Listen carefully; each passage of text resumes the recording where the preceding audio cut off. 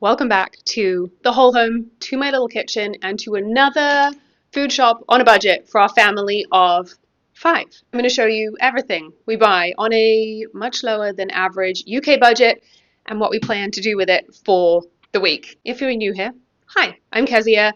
This is my tiny little kitchen in our 850 square foot house in the south of England. My goal on the internet is to make lower footprint living, so sustainable, ethical, mindful living, feel a little less complicated and a little more budget friendly. And if you watched my last video, which I will link below, we are really on a budget right now because I have just sent all my 3 kids off to school for the first time, and my treat to myself in doing that, more than a treat, life plan, I have gone back to university. So instead of making money, I'm spending it, which means every penny that comes in is really allocated to different areas, and the amount that is allocated to food needs to cover our food. It needs to work to make our overall budget work. And our monthly budget is £500. That actually hasn't changed, but the price of food is going up and the amount my kids eat is going up and the budget is not changing. So what we're able to get for that does feel like it is changing over and over as we shop, but that's fine because we have the skills to make it work. This is something we've been doing for a long time across different continents, countries, different budget amounts, different things, different family size, different appetites of my hungry kids. And I have wrapped up everything that we have learned, implemented, learned from other people, learned in working with other people on food budgets. I have wrapped that all up into a guide that is not launched yet, but you can see it below. You can't buy it yet, but it is really, I tried to keep it as low as possible in price so that the average family would save the amount of money it costs within a couple of weeks. You don't want to spend too much money to end up saving it. So that was the heart. And it really is a kind of manual guide to walk you through from like, I have no idea and I'm stressed, to walk you through planning, ideas, how to make it work for your life, figuring out what parameters you need to make it work for your life. And the goal at the end of it, what you will come away with, is not a meal plan that I have made, not a set way because we're all so different, but the feeling of being powerful and peaceful. Those are the 2 things I wanted to bring, was feeling powerful and peaceful. So you're like, I know how to do this. And I feel powerful and I don't feel stressed. So that is linked down below. This is my meal plan for the week. Using up leftovers first, that's the first thing we always do. So we've got baked potatoes and beans for supper tonight. Then tomorrow we've got bean and rice bowls. I didn't get rice. I'm just realizing right now I didn't buy rice. I wasn't even sticking to my own thing. Don't have rice, but we'll sort that. Then we've got pizza and veg for dinner. The next day we've got a leek and potato soup, rice and bean bowls. The next day we're doing leftovers. Then we've got eggs, a red lentil soup and flatbreads. Great, really budget-friendly, high-protein meal, that one. The next day we've got bagels and then repeat of the soup. And then we've got leftovers and eggs and a mac and cheese that will also stretch into the first day of the next week. Then breakfasts are kind of sourdough waffles, pancakes, toast, granola, bagels. I've got my little sourdough starter here. It's getting bubbly and figuring itself out. With a budget of £500 for the month, which breaks down to about 110, 115-ish a week. What did we buy? We shop in a few different places. We do pop to a bulk shop and to a supermarket, and then we get a Veg Box. Historically, we've mostly done Able & Cole. Again, I will link it below. I did a big price comparison between Oddbox, Riverford and Able & Cole and broke down like, what is a kilogram of carrots at each one? What are the pros? What are the cons? And Able & Cole is not the cheapest, but because it's the most flexible, sometimes it makes the most sense to get, because if it's cheap but you don't eat what's in it, then it's not cheap. So I flip-flop between Able & Cole and Riverford, which is the cheapest if you like everything that's in it, or if you're just a household that eats anything, then Riverford is definitely the cheapest. I also like that they do free shipping. But okay, so I got 2 things from them. I got a fruit bag and a veg box. So in the fruit bag, got apples and figs, grapes. I'm going to sneak one of those right now. And more apples. Fruit is definitely more expensive than vegetables. Okay, they had to make a planned swap to the box contents this week. So I might not have got the fruit box had I known it was figs. I love them. We'll see how other people do with them anyway. So that is the fruit box. In the veg box, we have, pop it down on my little kid's step stool, greens, which we will put in. We're going to do rice and bean bowls. I'll probably cook those up and do them in a rice and bean bowl, or put them in a mac and cheese.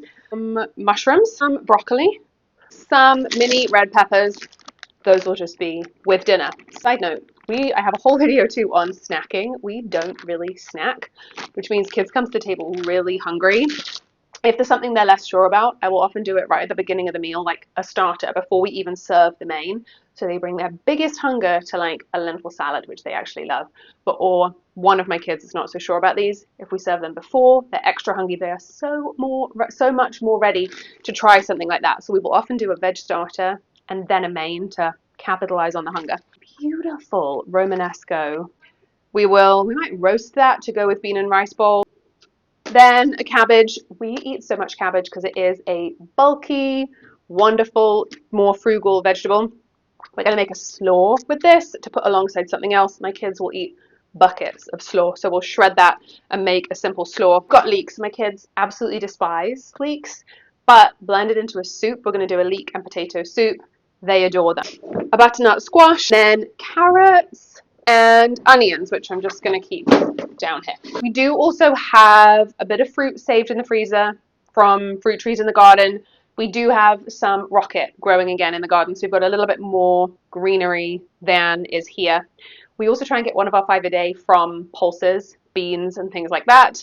But looking at it, this doesn't feel like enough. So we're going to really maximize foraging, nettles, rocket from the garden, along with this. I do also have some beets left from last week, some carrots, some potatoes. We picked up so many bananas from a community fridge. I threw them in the freezer so we can make smoothies all week from frozen bananas, which means we'll need a little bit less here. So fruit and veg wise, what we're working with for the week. Okay, let's put that away.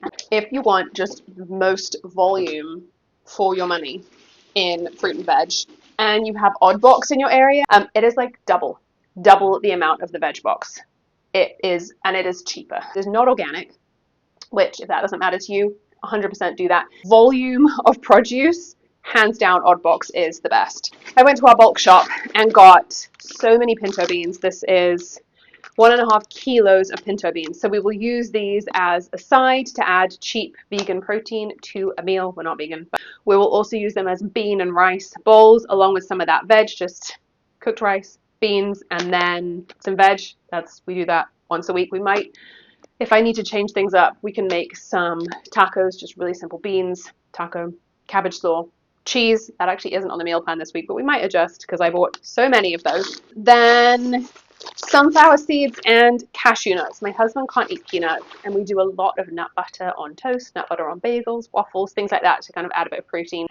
Much cheaper than buying it pre-made. Sunflower seeds, cashews, toast them, blend them. It's brilliant.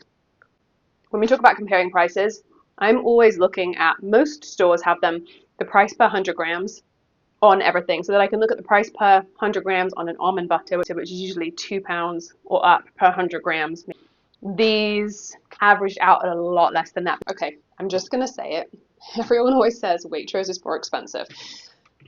Yes, there are a few reasons I still do Waitrose, even though some things are more expensive. The simpler items are not where Waitrose gets the most expensive. So we're not buying any of their kind of pre-made foods, the fancy things, or any of that. That really is where it gets a lot more expensive.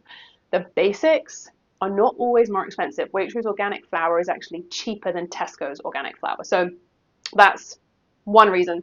Secondly, it's my closest, so I can drive further to get a Tesco with a big range, but it feels like taking a whole morning to do it. Waitrose, I also find, in our area at least, has far better discounted items. So somewhere in here I got they call it too good to waste cream with a yellow sticker. They have a lot more of those, at least for us where we are, things that I would want to buy in Waitrose than in Tesco or Sainsbury's or anywhere else. So that ends up saving me quite a bit of money. Often we'll get really discounted, even organic meat, and I just don't find that at the other places. And let's be real, the other reason is I just like it more. Our Waitrose is in town. We can pop into a couple of charity shops. I can get a free cappuccino while I shop, and just it's a happier experience for me. am happy to spend just a couple of pounds more to do this. So there it is. There's the real talk about why we shop the more expensive supermarket. I also do like some other things they do, like all their own brand chocolate is certified fair trade, things like that. But they have some decent values in the mix as well. Then we bought them out of red split lentils, which this might not be enough. I might have some more. I think this is it. But we're going to make just a really simple split red lentil soup with flatbreads. Okay, I talk about this in the guide that I don't think having a really full pantry and stocking up a ton in advance is the best move when you're first food budgeting. And I don't do a ton of it. But I did. This coffee has gone up so much in price in the last few months, and so I saved £7 overall buying 2 ahead. We use about 1 every 2 weeks, so bought those ahead. And what I will do is, didn't kind of have the money in this week's shop for them, but I will just note that the next week's shops, when I would buy coffee, then I'm kind of buying it from my own kitchen and make sure I spend £15 less in those shops. Okay, then we've got some honey. Waitrose also do very good vouchers, personalized vouchers, so that had 50p off, and a couple of other things had £1 off. We've got some mayonnaise to make a slaw, baking powder. We do eat a lot of cheese, which is not the most environmentally friendly thing, and then it substitutes a lot of meat for us. So we'll do pizza just with cheese on it, no meat. We'll do a macaroni cheese, things like that. So we've got 1.5 kilos of cheese there. Again, that had £1 off with a personalized voucher.